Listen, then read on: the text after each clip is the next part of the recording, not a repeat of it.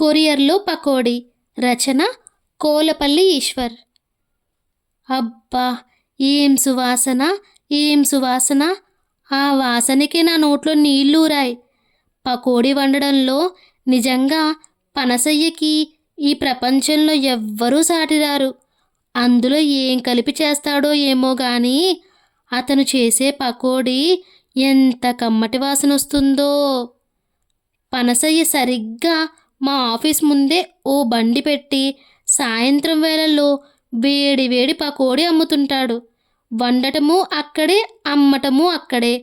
అతను బండి మీద పకోడీ వేయిస్తుంటే, అంటే అతను బండి మీద పకోడీని వేయిస్తాడని కాదు, బండి మీద ఉండే ఓ కిరోసిన్ స్టవ్ మీద వేయిస్తాడు.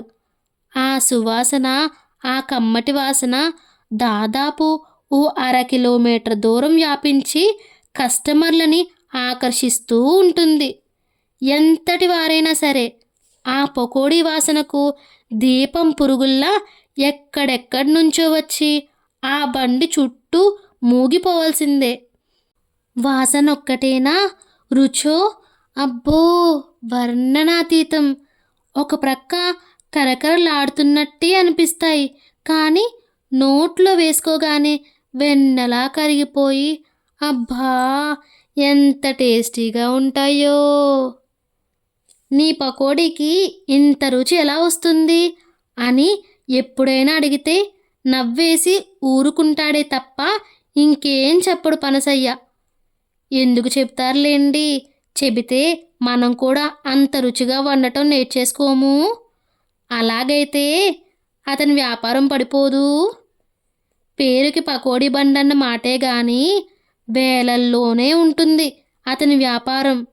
నా అంచనా ప్రకారం అతనికి రోజుకు కనీసం ఓ 1000 రూపాయలైన లాభం వచ్చి తీరాల్సిందే. అంటే నెలకి 30,000 ఆదాయం అన్నమాట. అంటే నా జీతానికి డబల్ అన్నమాట. కానీ మనిషిని చూస్తే అంత ఆదాయం వచ్చేవాడిలా అనిపించడు. ఒంటి మీద చేతుల్లేని ఓ మురికి బనీన్ వేసుకొని, మసిగుడ్డలాంటి ఓ లుంగి చుట్టుకొని అచ్చం ఓ దరిద్రుల్లా ఉంటాడు. అతని బండి చుట్టూ ఎప్పుడూ జనం ఏగల్లా ముసిరిపోయి ఉంటారు. అంత గిరాకీ ఉన్నప్పటికీ కనీసం ఓ హెల్పర్నైనా పెట్టుకోడు. వండటమూ తనే, అమ్మటమూ తనే. ఒక యంత్రంలా చకచకా చేసుకుపోతూ ఉంటాడు. సరే, ఇక అతన్ని వర్ణించడం ఆపేసి అసలు విషయంలోకి వస్తే, కిటికీ గుండా మా ఆఫీసులోకి ఎంటర్ అయి నా ముక్కుకు సోకి నా నోట్లో నీళ్లూరేలా చేసిన అతని పకోడీ సువాసన ఆ మీదట నన్ను నిట్టూర్చేలా చేసింది. ఏంటోయ్ అలా నిట్టూరుస్తున్నావు అడిగాడు అప్పుడే నా సీట్ దగ్గరకొచ్చిన నా కొలీగ్ కాంతారావు. పకోడీ సువాసన అద్భుతంగా ఉంటేను. అంత అద్భుతంగా ఉంటే కొనుక్కు తినాలి, అంతేగాని నిట్టూర్చడం ఏమిటి? కాస్త ఆశ్చర్యంగా అడిగాడు కాంతారావు. అది కాదు గురువా, మా ఆవిడకు పనసయ్య పకోడీ అంటే చాలా ఇష్టం అన్నాడు మళ్ళీ నిట్టూరుస్తూ. ఓరిని నిట్టూర్పులు పాడుగాను. అంత ఇష్టమైతే ఓ 1/2 కేజీ ప్యాక్ చేయించుకొని ఇంటికి తీసుకెళ్ళు, దానికేముంది అన్నట్టుగా కళ్ళెగరేస్తూ అన్నాడు కాంతారావు. 1/2 కేజీ కాదు గాని క్రమం తప్పకుండా ప్రతిరోజు నేను 1/4 కేజీ పకోడీ ఇంటికి తీసుకెళ్తూనే ఉంటాను పద్మ కోసం. పద్మంటే అదే మా ఆవిడ. నేను తీసుకెళ్లే కమ్మటి పకోడీ తనెంతో ఇష్టంగా తింటూ, తింటున్నంతసేపు నాకేమో కమ్మటి కబుర్లు చెబుతూ ఉంటుంది.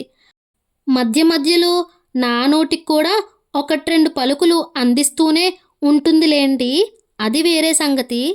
నాకు మాత్రం ఆ పకోడీ కన్నా తను చెప్పే కమ్మటి కబుర్లంటేనే ఇష్టం.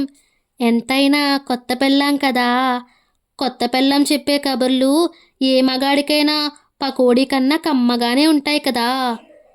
అతని సలహాకి అడ్డంగా తలాడించి ఓహో అంటూ పెదవి విరిచాను నేను. అదేం అన్నట్టుగా చూశాడు. అప్పుడు చెప్పాను నా అసలు బాధ. ఆషాఢం కదా, అంచేత మా ఆవిడ పుట్టింటికెళ్ళింది. వెళ్ళి ఎన్నో రోజులు అవ్వలేదు. జస్ట్ ఇవాళ ఉదయమే వెళ్ళింది. రోజు పనసయ్య పకోడీని తనెంతో ఇష్టంగా తినేది. ఈ నెల్లాళ్ళు ఇంకెలాగో అన్నాను విషయం చెప్పాక ఆఖర్లో మళ్ళీ నిట్టూరుస్తూ. కొత్త పెళ్ళాం మీద నాకు గల మోజుకి కాబోలు కిసుక్కున నవ్వి, మీ ఆవిడకు నువ్వు పకోడీ ఇవ్వాలి అంతేగా అన్నాడు కాంతారావు. అదెంత పని అని కూడా అన్నాడు తొండిలా నాలుకను బయటపెట్టి అటూ ఇటూ ఆడిస్తూ. అదెలా సాధ్యం? ఈ ఆషాఢమాసం పూర్తయ్యేదాకా మేమిద్దరం కలుసుకోకూడదుగా దిగులుగా అన్నాడు. మనుషులు కలుసుకోకూడదు గాని పకోడీ పంపరాదని రూలేం లేదుగా. పనసయ్య పకోడీ 3-4 రోజులు నిలవుంటుంది కాబట్టి నో ప్రాబ్లం. ఈ వీధి చివర్లో ఫాస్ట్ కొరియర్ ఉంది. ఓ 1/2 కేజీ కొని బుక్ చేస్తే రేపటికల్లా, అంతకు కూడా అక్కర్లా, రేపు ఉదయం 11 గంటలకల్లా మీ మిస్సెస్ చేతిలో పెడతారు అన్నాడు కాంతారావు. అనడం ఏంటి నా బొంద, అద్భుతమైన సలహా ఇచ్చాడు. కొత్త పెళ్ళాం మీద విపరీతమైన మోజున్న నాలాంటి కొత్త మొగుడు అంత అద్భుతమైన సలహాని పాటించకుండా ఎలా ఉండగలడు? నేను వెంటనే పనసయ్య పకోడీ బండి దగ్గరకు పరుగుతీశాను. ఓ గంట తర్వాత చేతిలోని ప్యాకెట్ని ఫాస్ట్ కొరియర్స్లో అందజేస్తూ, రేపు ఖచ్చితంగా డెలివరీ ఇస్తారుగా అని అడిగాను సీట్లో కూర్చునే వ్యక్తిని. మన దేశంలో ఎక్కడికైనా సరే 24 గంటల్లోపు డెలివరీ చేయడం మా ప్రత్యేకత సార్ అన్నాడతను గర్వంగా నవ్వి. అతనికి డబ్బు చెల్లించి రసీదు తీసుకొని థ్యాంక్స్ చెప్పి నేను ఇంటికి వెళ్ళిపోయాను. అబ్బా, పద్మలేని ఇల్లు ఎంత బోసిగా ఉందో. భార్య వియోగం కొత్త మొగుడికి ఎంత దుర్భరంగా ఉంటుందో తొలిసారి తెలిసొచ్చింది నాకు ఆ రోజు. ఛీ, వెధవ ఆషాఢమాసం. రాత్రి నిద్ర పట్టక పక్క మీద అసహనంగా దొర్లుతూ కసిగా తిట్టుకున్నాను ఆషాఢమాసాన్ని. మర్నాడు సాయంత్రం ఆఫీసులో మళ్ళీ పనసయ్య పకోడీ సువాసన కమ్మగా నా ముక్కును సోకుతుండగా, ఈ పాటికి నా ప్యాకెట్ అందిపోయి ఉంటుంది. నా ప్రేమకు మురిసిపోతూ పద్మ ఈసారికి పనసయ్య పకోడీని కమ్మగా ఆరగిస్తూ ఉండి ఉంటుంది. నా ప్రేమకి పద్మ ఒక్కతే కాదు, మా అత్తగారు మాంగారు కూడా ఎంతో సంతోషిస్తారు అనుకున్నాను నేను ఎంతో సంతోషంగా. మా అత్తమామలకి పద్మ ఒక్కగానొక్క కూతురికి కొరియర్లో పకోడీ పంపేటంత ప్రేమగల మొగుడు దొరికితే ఏ తల్లిదండ్రులు మాత్రం సంతోషించకుండా ఉంటారు? మా మాంగారింట్లో సెల్ ఫోన్ లేదు సరికదా, ల్యాండ్ ఫోన్ కూడా లేదు. అతనొక బీసీ కాలం నాటి పల్లెటూరు రైతు. మా ఆఫీస్కి ల్యాండ్ ఫోన్ ఉంది, నాకు సెల్ ఉంది. నెంబర్ తెలుసు కాబట్టి పకోడీ అందిన విషయం పద్మ బయట నుండి ఫోన్ చేసి చెబుతుందేమోనని ఆ మర్నాడంతా ఎదురుచూశాను. కానీ ఫోన్ రాలా. వాళ్ళు చెయ్యాల్సిందే, నేను చెయ్యలేను. ఆ తర్వాత రోజు కూడా అలాగే ఎదురుచూసా. ఫోన్ రాలా. 5వ నాడు పోస్ట్లో పద్మ నుండి ఓ ఉత్తరం వచ్చింది. ఇంకా ఉత్తరాలేంటి అనుకోకండి, నాకు పద్మకు ఉత్తరాలు రాసుకోవడం అంటేనే ఇష్టం. క్షేమ సమాచారాలే తప్ప అందులో పకోడీ ప్రస్తావన లేకపోవడంతో నేను చాలా నిరాశపడ్డాను. మర్చిపోయిందా? తనకి వెంటనే రిప్లై రాస్తూ నా పకోడీ అందింది లేనిది ఫోన్ ద్వారా తెలియజేయమంటూ ఓ నోట్ రాశాను. మరో 5 రోజుల తర్వాత పద్మ నుండి ఘాటుగా ఉత్తరం వచ్చింది. నా రిప్లైని మళ్ళీ ప్రత్యుత్తరం అన్నమాట. మీరు రాసిన ఉత్తరం ప్లస్ కొరియర్లో మీరు పంపిన బూజు ఈరోజే అందాయి. పకోడీ అంటూ బూజు పంపుతారా? వేళాకోళానికైనా ఓ హద్దుండాలి. ఛ, మీరు చేసిన వెధవ పనికి మా అమ్మ నాన్న ఎంత బాధపడ్డారో తెలుసా? మిమ్మల్ని శాడిస్ట్ మొగుడు అని తిట్టిపోశారు. శాడిస్ట్ అనే పదం ఎలా తెలుసు వారికి అని అడక్కండి. మీరు చేసిన ఈ దౌర్భాగ్యపు పనికి మీకు పనిష్మెంట్ ఏంటో తెలుసా? నేను ఫోన్ చెయ్యను. ఈ ఆషాఢమాసం అయ్యేదాకా మీకు నాకు మధ్య కనీసం ఈ ఉత్తరాలు కూడా బంద్. అంతే, అదే మీకు తగిన శిక్ష. ఇట్లు పద్మ.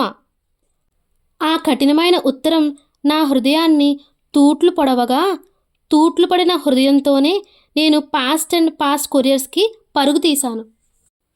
నేను నా భార్యకి ఎంతో ప్రేమగా పకోడీ పంపితే అది బూజు పట్టిపోయే వరకు మీరు డెలివరీ చేయలేదు. ఇది న్యా ఇది న్యాయమా అని అరిచాను ఆవేదనగా ఆవేశంగా. అడ్రస్ ట్రేస్ అవుట్ కాక వెంటనే డెలివరీ చేసి ఉండకపోవచ్చు. అదృష్టం అనుకోండి. ఒక్కోసారి వీళ్ళే తినేసి ఖాళీ కవర్లు ఇస్తుంటారు. మొత్తానికి మీ కవర్ అయితే చేరిందిగా. మేమేదో మింగేసినట్టు మీరిలా అరిస్తే ఎలా సార్ అన్నాడు ఫాస్ట్ అండ్ ఫాస్ట్ కొరియర్స్ వాడు ఫాస్ట్గా రియాక్ట్ అవుతూ. జరగాల్సిన అర్థం జరిగిపోయాక ఎంత అరిస్తే మాత్రం ఏం లాభం. అందుకే నేను బలిపశువులా తలదించుకొని అక్కడి నుంచి మౌనంగా బయటకు వచ్చేశాను.